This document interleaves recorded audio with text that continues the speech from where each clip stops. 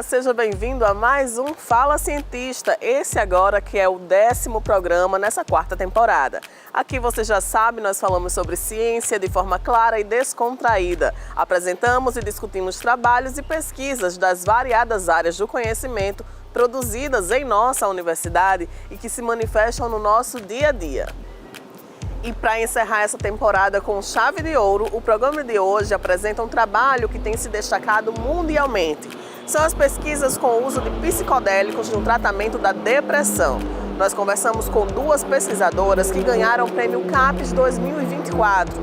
E uma dessas pesquisas analisa o uso da substância cetamina no tratamento em pacientes com depressão resistente. Vamos ver na reportagem.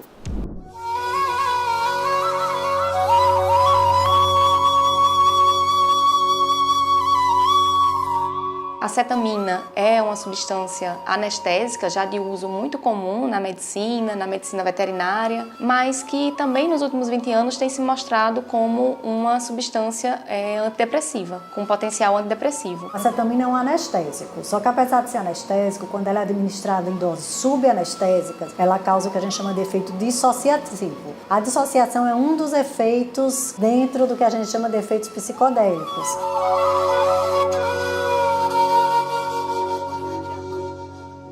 Nosso grupo, que é liderado pelo professor Draulio Barros de Araújo, vem trabalhando com substâncias psicodélicas já há quase 20 anos.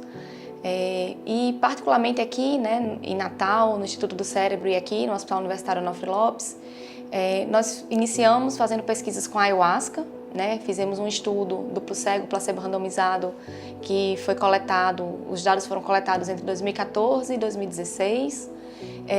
Depois, já a partir de 2020 e 2021, nós começamos a estudar a DMT, que é uma das componentes, uma das substâncias que compõem a ayahuasca. E, em paralelo, nós também temos desenvolvido trabalhos com a cetamina. Então, nós já temos medicamentos de cetamina, que é a escetamina, intranasal, já está disponível no mercado, então a Anvisa liberou em 2019 esse medicamento. No entanto, ele é muito caro. Hoje em dia já é uma substância regulada que o psiquiatra pode prescrever nesses casos graves de depressão, ou depressão também com risco de suicídio, ou que não responde ao tratamento convencional. Só que devido à patente da Johnson, então é um tratamento muito caro, em que uma aplicação chega a ser cerca de R$5.000. E considerando que o tratamento inicial são 8 aplicações, é um tratamento altamente custoso. O que a gente vem desenvolvendo aqui no hospital é a mesma substância, só que ela é aplicada de forma subcutânea. Isso faz com que caia a patente, ou seja, perde-se a patente. Então aqui no hospital, desde 2018, já existia um protocolo clínico de aplicação de cetamina no ambulatório da psiquiatria. O que a gente tem feito, então, desde 2020 é aproveitar esse protocolo que já existia para fazer pesquisas e entender melhor como é que a cetamina funciona, como a gente pode talvez propor mudanças nesse protocolo para torná-lo ainda mais acessível à população. E aí, nesse sentido, nós estamos fazendo um estudo, já temos uma primeira etapa que foi publicada, que é tentar entender se a cetamina, ela aplicada em um contexto que a gente chama de um contexto biomédico, em que a gente está avaliando apenas o efeito da substância, ela tem a mesma eficácia da cetamina quando aplicada junto da psicoterapia, com suporte psicológico. Então é o que a gente chama de psicoterapia assistida por cetamina. Nosso foco é em pacientes com depressão resistente ao tratamento. O que isso quer dizer? São pacientes que já passaram por pelo menos 2 tratamentos com medicamentos convencionais, na dose adequada e pelo tempo adequado e que não responderam. Ou seja, são pacientes que não melhoram, que já fizeram alguns tratamentos, mas que não têm uma resposta satisfatória. As sessões com cetamina, elas ocorrem aqui, nesse ambiente que a gente está agora, que fica dentro do Hospital Universitário Onofre Lopes. O protocolo, ele é composto por 8 sessões de cetamina, uma sessão aplicada a cada semana, então é um protocolo que dura aí 2 meses. E durante esse protocolo, nós temos o acompanhamento dos psicólogos e psicólogas que vão estar ali junto à paciente durante todo esse processo.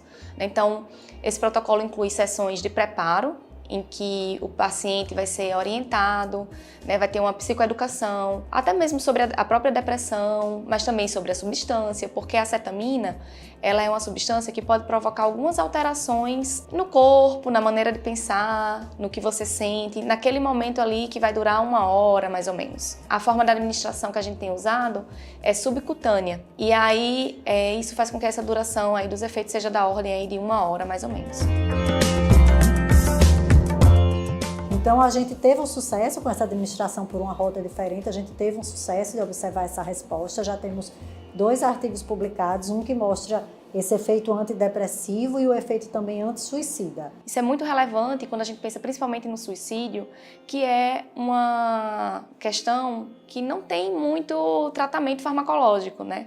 Então, quando um paciente chega, por exemplo, num pronto-socorro e que está com alto risco de suicídio, não existia até então um tratamento específico.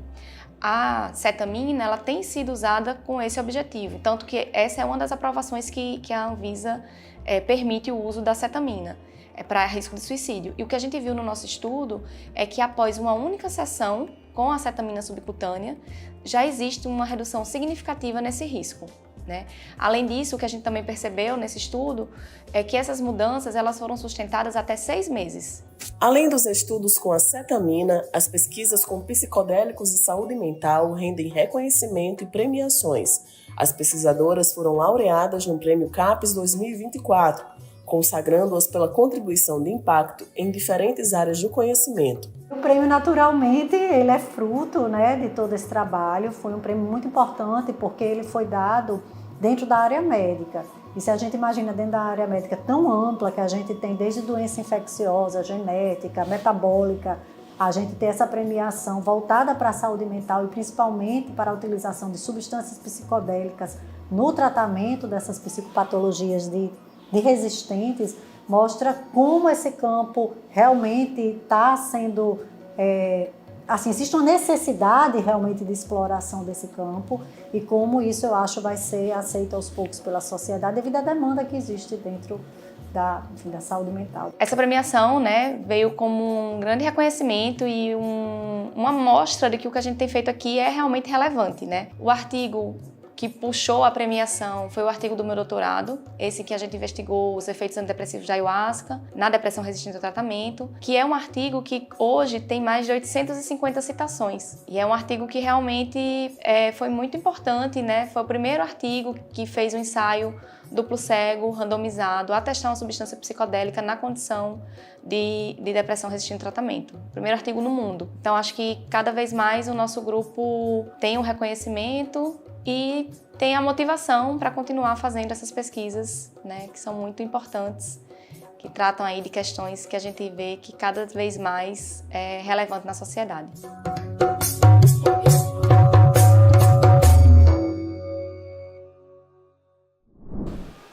Como nós vimos, há muito trabalho sendo realizado na área da neurociência, na tentativa de se descobrir as melhores formas de tratamento para a depressão.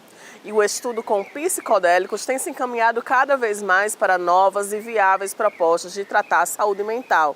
Certamente o tema levantou dúvidas, então vamos conferir agora aquela participação do público com o nosso repórter Arthur Rocha. Meu nome é Maurício Santos, sou estudante de farmácia aqui da UFRN e eu queria saber por que a escolha da cetamina para fazer esse tipo de tratamento. A gente escolheu a cetamina porque já era uma substância que vinha sendo utilizada aqui no hospital, né, mas num protocolo clínico, e também porque já é uma medicação que é aprovada pela Anvisa em uma outra forma de administração. Então, o que a gente está estudando aqui é uma maneira de baratear esse tratamento, porque a gente está fazendo a cetamina por via subcutânea e não intranasal, que é uma maneira que já existe, mas que é muito cara. E na subcutânea a gente consegue fazer com que essa aplicação tenha um custo realmente muito acessível, podendo ser aplicada aí para um número muito maior de pacientes. Esse tratamento pode ser destinado para as pessoas de modo geral? Não. A cetamina, né, ela tem sido utilizada em 2 grupos específicos de pacientes. Pacientes que têm alto risco de suicídio e pacientes que têm transtorno depressivo. Pode ser depressivo unipolar, então, né, unipolar, ou também bipolar. É importante lembrar também que existem contraindicações. Então, por exemplo, pacientes que têm doenças cardiovasculares, né, não pode usar, ou pacientes que já tiveram algum tipo de psicose, esquizofrenia, também nesse caso não é recomendado. Por que em alguns casos a depressão é mais resistente? A depressão ela é uma doença que tem muitos fatores envolvidos, desde fatores hereditários, como fatores ambientais, sociais, né? Então, é difícil a gente saber por que uma pessoa responde a um tratamento, não responde a outro. No nosso grupo, a gente tenta entender um pouco mais sobre isso. Por isso, a gente também, além de fazer o tratamento, a gente sempre coleta material biológico, como sangue, saliva, para fazer algumas medidas bioquímicas e tentar associar o perfil, né, de resposta desses pacientes com mudanças biológicas ou mesmo também mudanças de comportamento e entender um pouco melhor o que é que faz um paciente responder a um tratamento e outro não responder. Mas é uma questão que está em aberto ainda, mas que muitos grupos têm estudado e tentado entender melhor, né, o que é que faz realmente uma pessoa ser resistente ou não. Quais são as principais especialidades envolvidas nessa pesquisa? Todas essas pesquisas elas são conduzidas por uma equipe multidisciplinar. Da saúde, né, pessoas que trabalham com a saúde, mas basicamente da psiquiatria, então psiquiatras, psicólogas, psicólogos, equipe de enfermagem, então enfermeiras, técnicos de enfermagem, todos juntos, né, para proporcionar aí o melhor atendimento ao paciente. E agora, depois de muita informação, muita ciência pra gente, vamos ao intervalo e logo depois o quadro Sabia Não apresenta mais curiosidades sobre o tema. Nós voltamos já.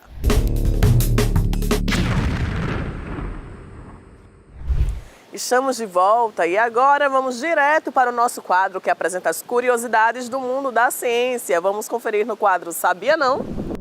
Segundo a Organização das Nações Unidas, a igualdade de gênero é um direito humano fundamental e essencial para alcançar sociedades pacíficas com pleno potencial humano e desenvolvimento sustentável.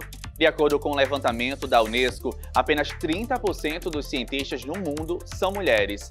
Para se ter uma ideia, vamos lá. O Prêmio Nobel foi criado em 1901 e cerca de 947 pessoas e 28 organizações receberam o prêmio até hoje. Mas você sabia que apenas 58 mulheres receberam a premiação? Sabia não?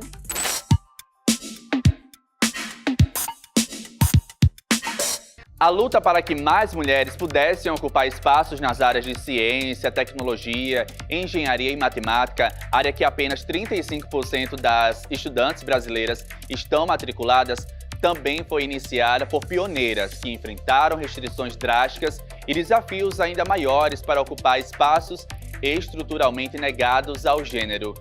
Mas hoje nós vamos conhecer as cientistas mulheres com destaque. Vamos começar por ela, Ada Lovelace. Ela é considerada a primeira programadora de computadores da história e responsável pelo que iniciou o sistema informático que conhecemos hoje. Ada escreveu um algoritmo compatível para que a máquina fosse capaz de calcular os números de Bernoulli, uma equação matemática útil até hoje para a programação moderna. Ele é considerado o primeiro algoritmo destinado a ser processado por uma máquina. Inclusive, em homenagem a ela, o Departamento de Defesa dos Estados Unidos nomeou uma linguagem de programação Ada. Agora vamos falar sobre Rosalind Franklin. Desde bem jovem, ela sabia que queria seguir uma carreira na ciência. Em 1945, começou na carreira científica, depois de conquistar o doutorado em Química pela Universidade de Cambridge, no Reino Unido. A pesquisa dela contribuiu para a compreensão da estrutura do DNA. E olha que genial! Ela foi capaz de tirar uma fotografia por raio-x mostrando a dupla hélice das moléculas de DNA pela primeira vez. Em 1962, 3 pesquisadores publicaram a descoberta na revista Nature e receberam o Prêmio Nobel pela descoberta da dupla hélice do DNA. Mas Franklin tinha morrido 4 anos antes, vítima de um câncer de ovário, e não foi reconhecida pela descoberta. Mas logo depois, recebeu o título de Mãe do DNA. Nice da Silveira, brasileira, se formou na Faculdade de Medicina da Bahia e conseguiu reconhecimento mundial pela dedicação de uma vida inteira à psiquiatria brasileira. Nice da Silveira era contra o isolamento e tratamentos da comolobotomia, eletrochoque e insulinoterapia direcionados às pessoas que sofriam de transtornos mentais. Ela foi pioneira no tratamento terapêutico da interação com animais. A psiquiatra permitia que os pacientes cuidassem de cachorros que viviam nos pátios do hospital. Maria da Conceição Tavares, a brilhante economista que lutou contra a desigualdade brasileira. Ela nasceu em Portugal, mas veio para o Brasil em 1954, um ano após se diplomar em matemática pela Universidade de Lisboa. Aqui no Brasil, ela ingressou no curso de Economia da Universidade Federal do Rio de Janeiro. É amplamente considerada como a mais brilhante economista brasileira. A trajetória dela conta com passagens pelo Banco Nacional de Desenvolvimento Econômico, onde ainda como estudante de economia fez um estudo matemático sobre a distribuição de renda no Brasil. A pesquisadora também trabalhou na elaboração do plano de metas do então presidente Juscelino Kubitschek. Ela foi professora do Instituto de Economia da Universidade Federal do Rio de Janeiro e também do Instituto de Economia da Universidade de Campinas, em São Paulo. O artigo intitulado Auge e Declínio do Processo de Substituição de Importações, publicado em 1972, é um marco no estudo do processo de industrialização do Brasil e se tornou um clássico na literatura econômica da América Latina. Ela também ficou conhecida como militante da causa democrática e crítica feroz da política econômica do regime militar, chegando a ser presa em 1975. Ela também ficou conhecida nacionalmente pela forma apaixonada com que defendia suas ideias e atacava a pobreza e a exclusão. A biomédica Jaqueline Góes teve destaque quando coordenou a equipe de cientistas do Instituto de Medicina Tropical da Universidade de São Paulo, que sequenciou o genoma do SARS-CoV-2 em tempo recorde, 24 horas após a confirmação do primeiro caso da doença no Brasil. O trabalho desenvolvido pela equipe que ela estava permitiu diferenciar o vírus que infectou o paciente brasileiro do genoma, identificado em Wuhan, o epicentro da epidemia na China. As amostras revelaram que este caso estava mais próximo de versões do coronavírus observadas na Alemanha. A pesquisadora baiana recebeu vários prêmios e foi homenageada em diversas ocasiões pelo trabalho desenvolvido na luta contra o coronavírus. Jaqueline integra ainda o Centro Conjunto Brasil-Reino Unido para a Descoberta, Diagnóstico, Genoma e Epidemiologia de Arbovírus, um projeto de monitoração de epidemias com o objetivo de dar respostas em tempo real. Com esse reconhecimento, a cientista incentiva as carreiras de meninas e mulheres na ciência. E o último episódio do Sabia Não da temporada 4 do programa Fala Cientista fica por aqui. Eu agradeço muito pela sua companhia e nos encontramos numa próxima oportunidade. Até lá!